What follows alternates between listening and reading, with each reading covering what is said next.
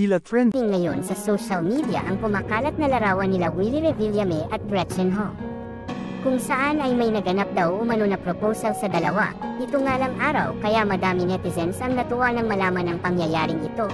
Matatandaan ito lamang kamakailan ay kumalat ang lantarang ginawang pag-propose ni Willie Revillame sa broadcaster na si Gretchen Ho. Aliw na aliw ang mga netizen sa palitan ng hugot at punchline ni na Willie at Gretchen sa programang Seryosong Usapan, Willie Revillame Faces the Jornos na napanood sa TV5 kamakailan. Sa isang bahagi ng show na pag-usapan ang tungkol sa personal na buhay ni Willie at ang pagiging binata pa din ito hanggang ngayon. Sabi ni Gretchen, "Wag din ako mag-asawa no," na sinagot naman ni Willie, "Gusto mo tayo na lang." Natatawang seipa ng komedyante kasi pati ikaw nadadamay ka, ayaw mo mag-asawa, depende mamaya magustuhan kita o magustuhan mo ako. Hirit naman ni Gretchen sa kanya, "Dapat ba ako umiwas sa katulad ninyo?" Tugon ni Willie, "Bakit ka iiwas sa may magandang puso? Bakit ka iiwas sa taong hindi illegal ang ginagawa? Mahal ng mga mahihirap, bakit ka iiwas sa taong mabuti ang hangarin?"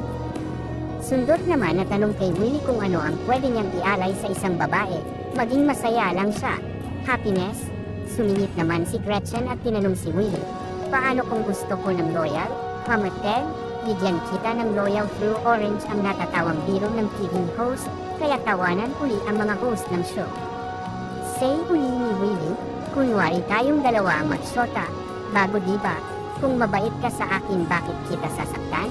Reaksyon ni Gretchen, "So, ibig sabihin hindi naging mabait sa'yo?" "Hindi naman, during that time hindi pa ako handa. Ngayon palagay ko at my age going 64 magloleko pa ba ako?" Ito lang ang ilan sa mga mainit na sagutan ni na Willie at Gretchen, at madami naman netizen ang nagsasabi bagay na bagay ang dalawa at umaasa na sa totohanan na mauwi ang mga ito.